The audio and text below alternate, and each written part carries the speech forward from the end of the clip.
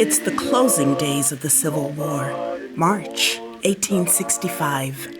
Abraham Lincoln had just been elected to his second term, and the groundbreaking Emancipation Proclamation was barely 2 years old.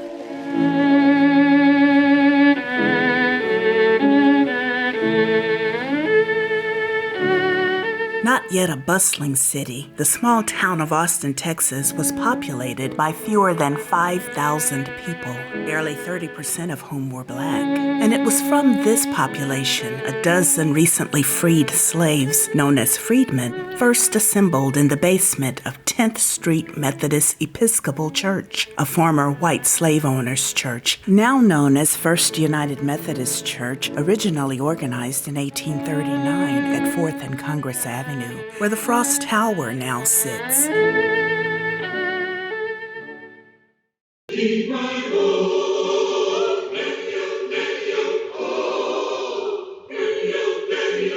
Years later, on March 4th, 1865, with the help of Reverend Joseph Welch, a white missionary, and Reverend Isaac Wright, who was Black, the Wesley Chapel Methodist Episcopal Church was founded.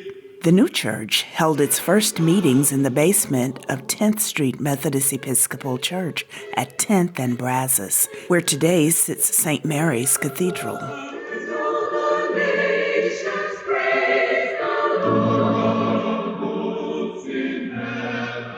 275 souls soon joined Wesley, and as Reconstruction spread across the South, the larger American Black Church started gaining footholds in both northern and southern states as newly freed slaves began planting their own churches. These newly formed churches quickly became centerpieces of the Black community, serving not just as houses of worship, but as schools, meeting halls, orphanages, makeshift hospitals, and social welfare centers.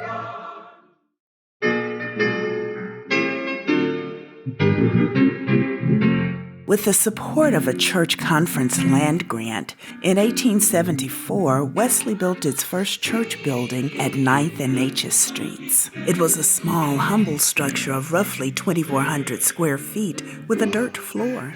The church grew quickly, and in 1882, construction began on a new, much larger building on the very same property. The second edifice was known fondly as Old Wesley on the Hill, a downtown church.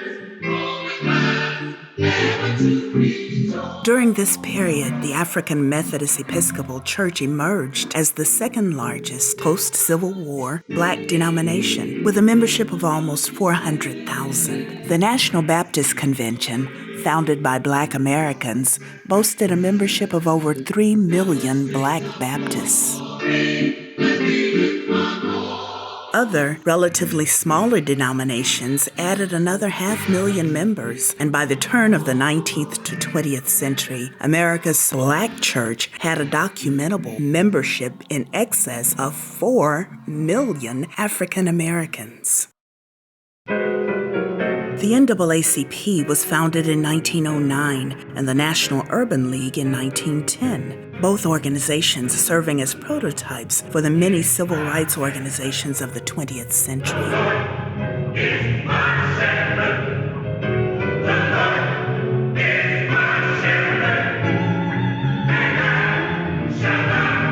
Following World War I, the once little town of Austin had grown into an urban center of almost 35,000 people. As a result of the 1928 city ordinance for mandated segregation, Wesley purchased the current property and built our now landmark church for $50,000 in October 1929. Despite Jim Crow and the Klan's ubiquitous influence throughout the South, Wesley Chapel and the larger Black church pressed on. Wesley continued expanding during this period, taking active roles in the burgeoning civil rights movements of the early 1900s, and expanding its footprint following the market crash of 1929 and the 15 years of depression and war that followed. Roosevelt's New Deal public works projects ensured employment opportunities for Black Americans, and his creation of the Civil Rights Section of the Justice Department in 1939 did more to advance the civil rights effort than anything again, until President Johnson's Civil Rights Act of 1964.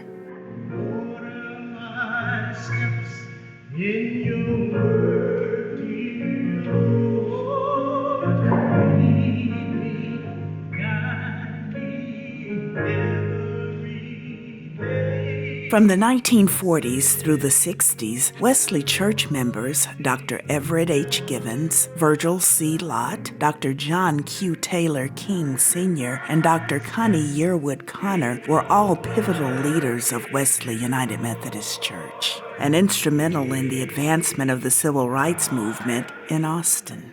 In fact, Dr. Givens' name appears on the cornerstone of our church, and Virgil Lott was the first Black to earn a law degree from the University of Texas at Austin. Dr. King served as president of Houston-Tillotson College for 23 years, and Dr. Connor was the first Black female public health physician during segregation and chaired the Wesley Board of Trustees as well. Wesley saw great strides in the mid-20th century. Under the pastorate of the Reverend Freddie B. Dixon Sr., the church was the founding institution for the Austin Area Urban League in 1977.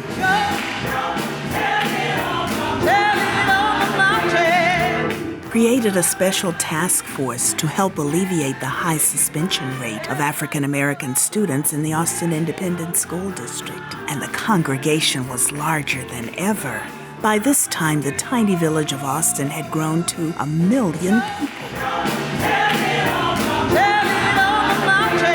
The church is known for its great preaching, spiritual music, education, its relationship with Houston-Tillotson University since 1879, and its outreach to the greater Austin community at large. Wesley is also known for helping the least, the lost, and the left out. The church continues to carry out the mission of taking Jesus at his word by feeding the hungry, clothing the naked, housing the homeless, and visiting the sick. In 1985, Wesley United Methodist Church was recognized as a national site by the National Register of Historic Places, and the United Methodist Church recognized our sanctuary as a historic site.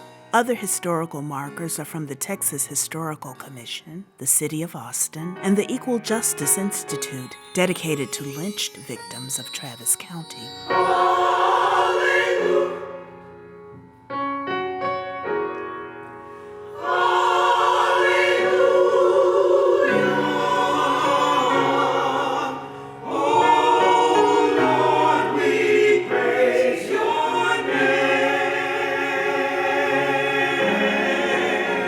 In the spring of 2020, like thousands of other churches across the country, Wesley discontinued in-person worship each Sunday due to COVID and began focusing its worship services online.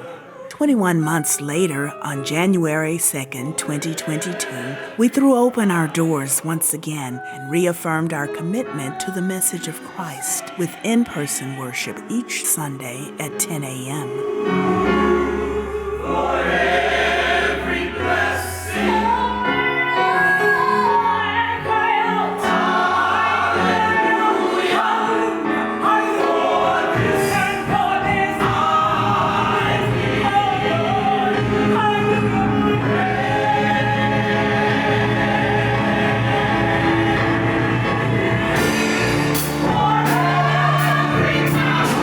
Join us online or in person each Sunday at 10 a.m. and experience the joyful worship and music of Wesley United Methodist Church of Austin.